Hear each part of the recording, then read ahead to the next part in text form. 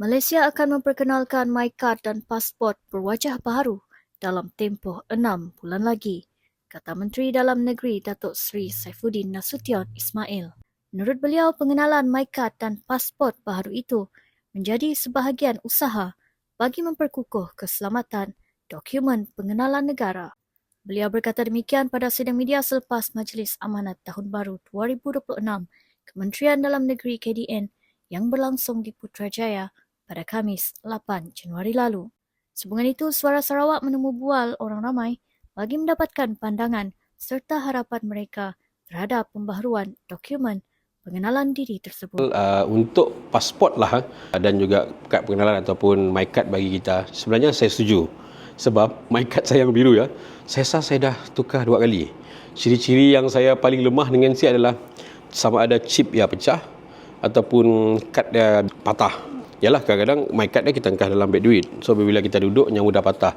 Jadi saya harap pihak kerajaan ataupun pihak yang terlibat boleh mengadakan satu kad yang lebih mudah dibawa, mudah hafal, lebih dengan ada ciri-ciri yang susah nak dihancurkan ataupun rosak lah. Apa saja yang nak dipolah oleh pihak kerajaan asalkan ianya menambah ciri-ciri keselamatan, saya sebagai rakyat Malaysia terus menyokong kerana ia adalah salah satu orang dapat inisiatif yang terbaik untuk memastikan negara kita memiliki satu identiti yang lebih selamat yang siap dikopi oleh orang lain. Harapan kami untuk IC dan juga pasport yang diperbaharui ya. Kami harapnya senang dimbak sikit, NSC mudah patah and then yang mudah dibawa sebab orang Kidetok nya suka ngembak IC yang macam card holder. So nya senanglah ringkas dalamnya, senang dikeluar apa semua. Sekiranya pasport yang didigitalkan kan. Benda ya ada pros and cons lah di sini. For me untuk prosnya adalah senang dimbak sebab orang kan mudah lupa. So bilanya ada digital, senanglah buka dari phone apa semua. Minat kita tunjuk je lah. Nak macam ni si, yalah si paksa patah balik bila benda yang lupa. So bagi kami untuk IC dan pasport dibaharui, kami motonya didigitalkan lah sebab senang lah kita si payah gago dengan beg duit apa semua nak semuanya ada dalam phone aja. Macam lesen juga.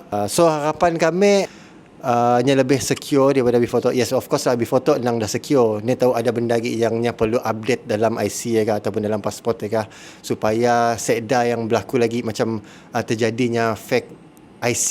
Benda-benda macam ni kita simak lagi lah.